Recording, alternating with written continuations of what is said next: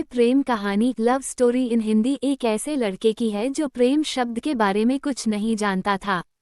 उसने कभी भी प्रेम के बारे में नहीं जाना था। चलिए हम उस लड़के के प्रेम कहानी लव स्टोरी को जानते थे। एक लड़का था, वह काफी खुश रहता था।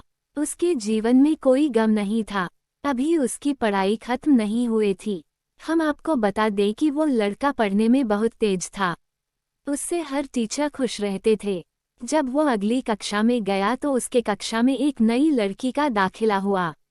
वो लड़की पढ़ने में काफी सही थी।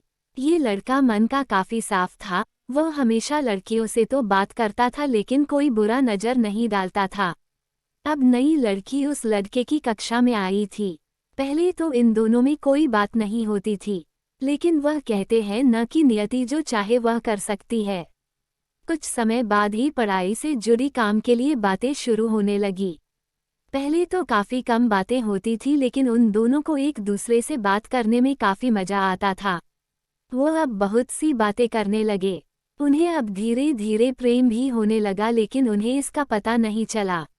लड़की तो बहुत जल्द समझ गई कि उसे प्रेम हो गया है। वो लड़के के साथ रहने के लिए तैयार हो गई, लेकिन लड़के को कुछ भी नहीं पता था। वो बस इसको दोस्ती ही समझता था। समय निकलता गया। अब पढ़ाई खत्म होने को थी। लड़की सोचती थी कि लड़का अपने तरफ से बोले, लेकिन लड़का अभी तक कुछ नहीं समझ सका था। आखिर लड़की ने ही यह बात उसके दोस्तों से कही। बस दोस्त तो अच्छे और बुरे दोनों होते हैं, लेकिन इस लड़के के काफी दोस्त इसके कामयाबी से जलते थे। इसके साथ ही अब परीक्षा का समय भी आ रहा था, तो उस लड़के के दोस्तों ने उसकी परीक्षा को खराब करना चाहा। उन्होंने यह बात पूरे स्कूल में फैला दिया। जब ये बात टीचर तक पहुंची तो वह इस पर विश्वास नहीं कर पा रहे थे। इसके बाद ये बात लड़के के पास भी पहुंचा। अब जब भी वह स्कूल आता था तो उसको काफी बेइज्जती का सामना करना पड़ता था।